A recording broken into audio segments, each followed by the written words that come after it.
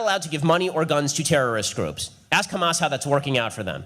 Because the President of the United States continues to sign $440 million worth of money over to the Palestinian Authority unity government, which includes Hamas and Islamic Jihad, State Department-sponsored terrorist organizations.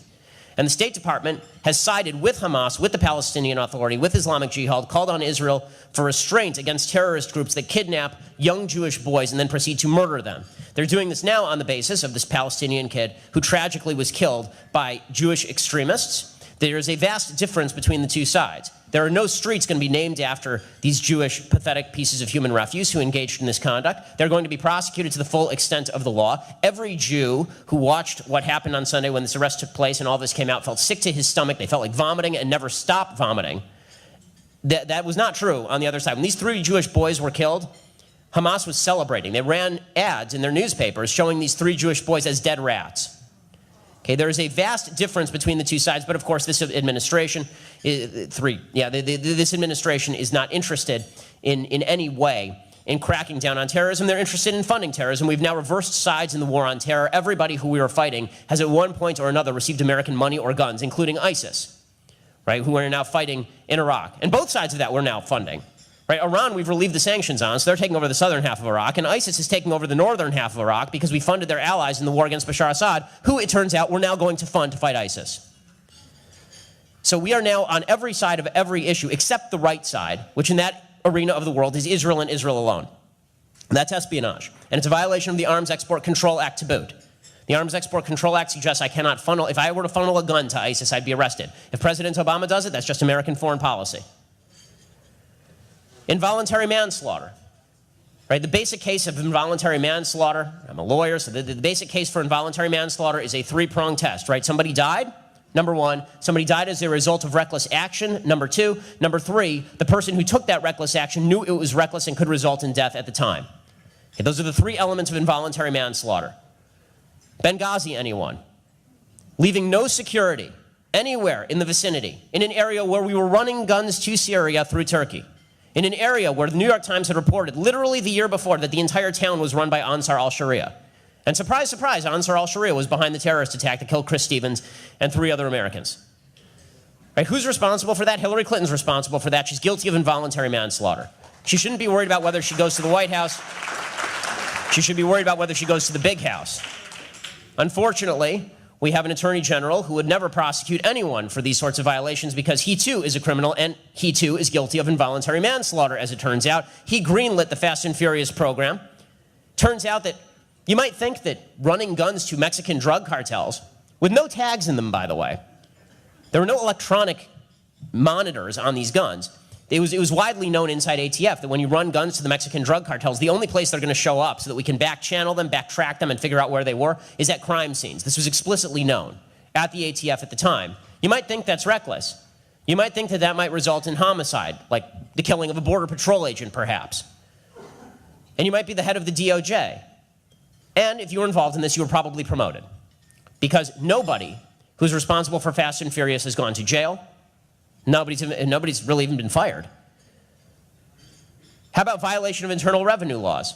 If you or I were to leverage the IRS to crack down on particular folks, we would be put in jail. That's a violation of the Internal Revenue Code itself, 26 U.S. Code 7212 for people who are following. It's also a violation for politicians and for politically motivated bureaucrats to get involved, and this is a violation of the Hatch Act. Right? The Hatch Act prohibits bureaucrats from getting involved in political situations like this and targeting political opponents. It's a violation of law. But it's a phony scandal, according to the President of the United States. You want to know how corrupt and criminal and nasty this administration is? John Eastman runs the National Organization for Marriage. I'm sure some of you know of John. John's National Organization for Marriage is obviously a pro-traditional marriage organization. This administration is anti-traditional marriage. And so the IRS leaked the confidential tax information, including donor information, about the National Organization for Marriage, which is a 501c3, which means their donors are confidential. They leaked their entire donor list to the Human Rights Campaign, which is a gay advocacy group. Now, they used a middleman in order to do this. John's group, National Organization for Marriage, sued the IRS. The IRS acknowledged that they had, in fact, leaked this material and signed over $50,000 of your tax dollars to the National Organization for Marriage. Now, what John did is John said, okay, fine. You know, we'd like to find out who particularly at the IRS did this. Let's trace this back up the chain. Who decided that it would be a great idea to hand over confidential tax information to political opponents? Right? Who decided that that would be a great idea? So they said to Eric Holder, why don't you prosecute the middleman, right, who had received the confidential tax information and distributed it in violation of law? Why don't you prosecute him? Eric Holder said, no one will be prosecuted for this. No one will be prosecuted for this. So John said, okay, fine. You're not going to prosecute him. Give him immunity. Because this guy was pleading the fifth. You can only plead the fifth if there is a threat of criminal prosecution. Right? You can't plead the fifth. If you come to me and you ask me if I was cheating on my wife, I can't just say I plead the fifth. That has no relevance. You're not threatening to criminally prosecute me. The Fifth Amendment is only available in situations in which you do not have immunity. So John said to Eric Holder, go ahead, give this guy immunity, then we can sue the IRS, we can subpoena him, and we can force him to answer questions about where he got this material. And Eric Holder said, I will not give him immunity. So in other words, he won't prosecute the guy to get the information, and he won't get immunity. He won't give immunity so the guy would give up the information. This is the height of criminality, and it's so blatant. And yet, has anybody outside this room ever heard of the National Organization for Marriage? Can you imagine if the NAACP had sued Bush's IRS, and Bush's IRS had said, yeah, you know what, we discriminated against you, here's a $50,000 settlement. You think that might lead the news for a few nights? But for the Obama administration, it will not even make the back page of the New York Times. How about unauthorized disclosure of information? You're not allowed to leak confidential national security information, and yet this administration has done that repeatedly. This administration has done it 4 separate times with regard to Israeli national security information, sunk Israel's ability to strike Iran. Israel was supposed to use an airbase in Azerbaijan to strike Iran. That was leaked by the Defense Department to the New York Times. Israel was supposed to work with the Saudis to use Saudi airspace to strike Iran. That was leaked by the Defense Department to the New York Times. Israel was behind Stuxnet. That was leaked by the Defense Department to the Washington Post. And Israel was working out agreements with particular groups to go in and try and decapitate some of the heads of the nuclear program. That was also leaked by the Defense Department to the Washington Post. But it's not just Israeli national security information that's being leaked. You know how we all knew that President Obama had his kill list? You know, Rand Paul has been very big on President Obama has his kill list. American citizens abroad who he just decides we can kill. Which, by the way, is, regardless of what you think of the killing of Anwar al-Awlaki, and I'm fine with it. He's a terrorist. He deserved to die. The possibility that we now live in a country where the president can determine, based on which side of the bed he woke up this morning, whether to hit somebody with a drone or trade them for 5 Taliban terrorists is frightening. That should be frightening.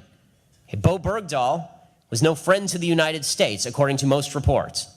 And yet he was an American citizen who had to be brought home just in time for the president to quash the VA scandal. He had to be brought home at the cost of 5 top Taliban officials. Because he was an American citizen, he had to be brought home. Well, if his name happened to be Anwar, he'd be dead from a drone strike in Yemen. So the president literally, I mean, that is, if there's anything that speaks to dictatorial power, it is the ability of the president to unilaterally declare who is an American citizen and who is not an American citizen for the purposes of hitting them with a drone or trading terrorists for them. It's not true. It's an unbelievably morally shitty idea. The reason is this. The basic premise of socialism is, I'm here, I'm breathing, give me crap. Right? You have an obligation to care for me. I have a right to health care. I can force that doctor to go to medical school, expend $200,000, spend her entire life learning medicine, and then I can walk into her house and force her to provide me medicine. Right? Capitalism, by nature, is the opposite. Capitalism is the idea that I will starve unless I give you a good or service that you want. Right? If I don't give you something that you want, I'm not going to eat tonight. It's forced altruism, effectively. Right? We have to have a trade. We have to come to some sort of consensus. I have to give you something cool, and you have to give me something cool. Right? It's great. Socialism is rape, and capitalism is consensual sex. Right? The lack of my $100,000 salary, that's because society is mean, and so we have to transform the society. And that's why young people, again, 40% back speech codes in American life. This is why I think the last poll was nearing or over 40% of young people are okay with socialism, like the actual socialism, because they don't know anything. They've been taught stupidity, and how they feel is all that matters. I mean, there's a video that's going around the internet getting all sorts of play about income inequality. Income inequality is the stupidest issue. Income inequality means nothing. Right? I mean, I have a lot of income inequality with Bill Gates, but I'm doing pretty well, and I don't care that Bill Gates is doing really well. The only thing we should all care about is that there are poor people. We should figure out how poor people can do better, not how to make Bill Gates less rich. But this video is going around and saying, here's a poll of what Americans think the wealth distribution should look like, and here is what the wealth distribution actually looks like. And I watched this video in bewilderment, and young people love it. And I watched this video in bewilderment saying, who told you that you get to tell the universe how wealth is distributed? Right? Who told you that you have a moral say as to how wealth is distributed? It's immoral, it's evil, it's wrong. You're going to have to steal people's labor from them. But people are not told this, and so they think that their own subjective vision of what reality should look like should govern what reality actually looks like, and it's only later, after 80 years of communist failure, that they realize, oh, that, and hundreds of millions of people dead, that they realize, oh, that was a bad idea. Health insurance is an earned benefit. It's not given for free to employees, they earn it. Should your employer be able to decide how you spend your money? Hold up. Hold on, one second. Earned from whom? Okay, I may think that I earn twice the salary that I get from this radio station. That doesn't mean that I have an earned benefit from the radio station for twice what they're willing to pay me. It's always a consensual relationship. You pay for your health care? Well, first of all, I do, because it was negotiated in the contract that I signed, in which I voluntarily engaged. And if I don't like that, I can quit tomorrow. The reality of the situation is that the economy grows because people engage in consensual transactions, and people invent new things in order to engage in more of those consensual transactions. That's not an impoverishing thing. The truth is that socialism is the most selfish philosophy on planet Earth because it is based on the essential concept that I am breathing, therefore I deserve. Capitalism is, in essence, forced altruism, because if I don't give you something that you want, then I will starve. If I don't give you something that you want, then I will starve, because it is based on consent, whereas socialism is based inherently on force. I think as kind of a millennial conservative, constitutional conservative, one of the biggest threats and one of the hardest things to respond to from people on the left is when they talk about the utopia of the Nordic countries, because they are oftentimes armed with a lot of facts in regards to the efficiency of their public programs and things to that effect. So how would you recommend responding to those claims of the utopianism of the Nordic countries? Okay, so the first thing that's important to notice about the Nordic countries is that the Nordic countries are, by and large, extraordinarily ethnically homogenous. So they're not comparable and culturally homogenous as well. So Vermont looks a lot like Norway. Right? Bernie Sanders' philosophy works in Vermont and it works in Norway, but it only works for a temporary period of time because Vermont doesn't have its own defense budget, and really neither does Norway. Right? We've been paying for the Nordic countries' defense budgets for a long time.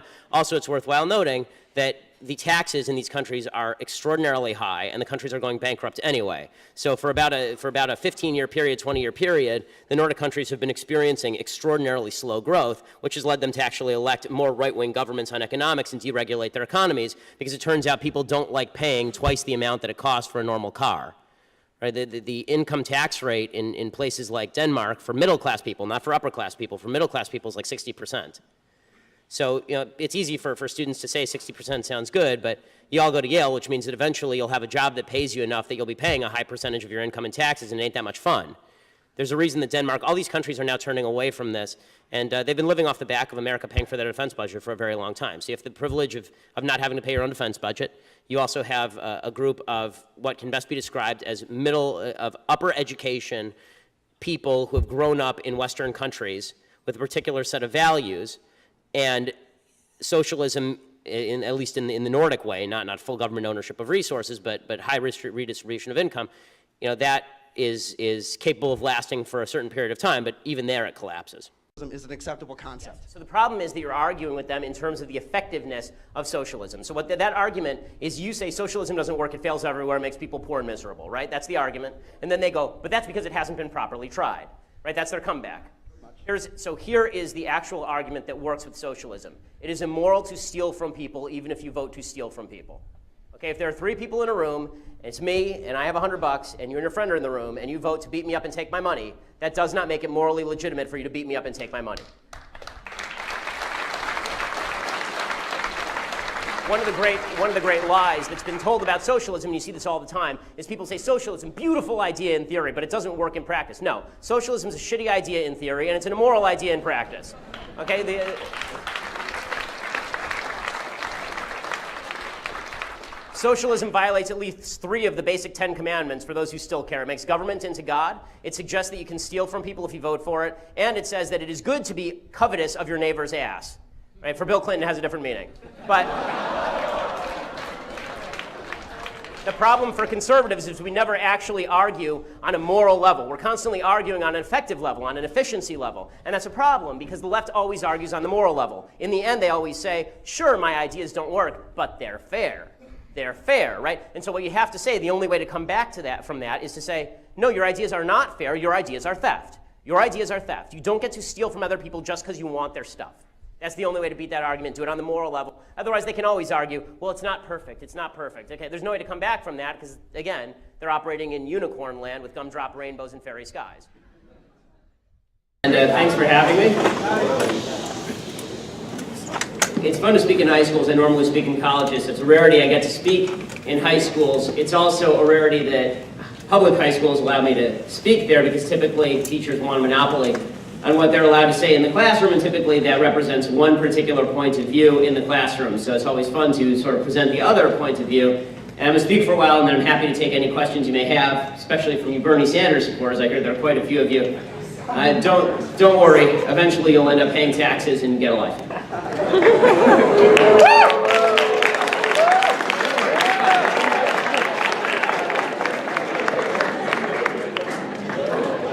Disagreement. It can be fun. All right, so I want to talk a little bit. I know. Don't worry, you can riot later. I want to start by talking about some of the differences between the left point of view in America and the right point of view in America. And these are very serious differences. These are fundamental differences. It used to be that in the country there was basically one vision of what everybody wanted, and it was just a question of how to get there. Everybody wanted prosperity. Everybody wanted a solid family life. Everybody wanted a basic standard of material wealth, and everybody wanted a stronger America abroad. That seems to have gone by the wayside. There are two very different visions of the universe that are now represented in our political debate. There's one on the left and there's one on the right. And the one on the left is represented, and I think Bernie Sanders is an excellent representative for the American left. I know that wasn't meant as a compliment, but you can cheer if you want. Bernie Sanders is a good representative of the left because Bernie Sanders actually says what most leftists think, as opposed to somebody like Hillary Clinton, who tends to lie about what leftists think because she wants to be perceived as more moderate for a general election crowd. Bernie Sanders is at least honest enough to say what it is that he believes and what most of the American left believes at this point. And I think that actually Bernie Sanders has done a pretty significant service to the American public debate by speaking out in a way that most people in politics are too dishonest to do. So I want to talk about what exactly Bernie Sanders and some folks on the left think, not just in terms of their specific policies, because we all know they want higher taxes and more redistribution of wealth, but what does that represent in terms of actual values, in terms of actual ethics? There are basically four principles that characterize what it means to be somebody on the left in America and in Europe today, and then there are four principles as to what it means to be on the right. And we can discuss whether you think this is accurate or not, but this is my perception of it. And I think that folks on the left would largely agree with this. The first principle that the left represents, the first principle the left stands for is the idea that equal outcome is the only value. Not equal opportunity, equal outcome. The idea being that if you have two people in a room and one person has $10 in their pocket and one person has $2 in their pocket, then obviously something has gone madly wrong. Right? There's been some sort of inequality that has existed, structural inequality, there's been exploitation, there's been victimization. It can't be that the guy who's got $10 in his pocket worked hard for the $10, and the guy with $2 in his pocket didn't provide market services worth $2. Right? It isn't possible that people were differently situated at the beginning, and that the guy with the $10 has never met the guy with the $2. It must be the guy with the $10 must have done something. The system must have been corrupt in some way to allow there to be this vast imbalance. This is why you hear so much on the left about income inequality.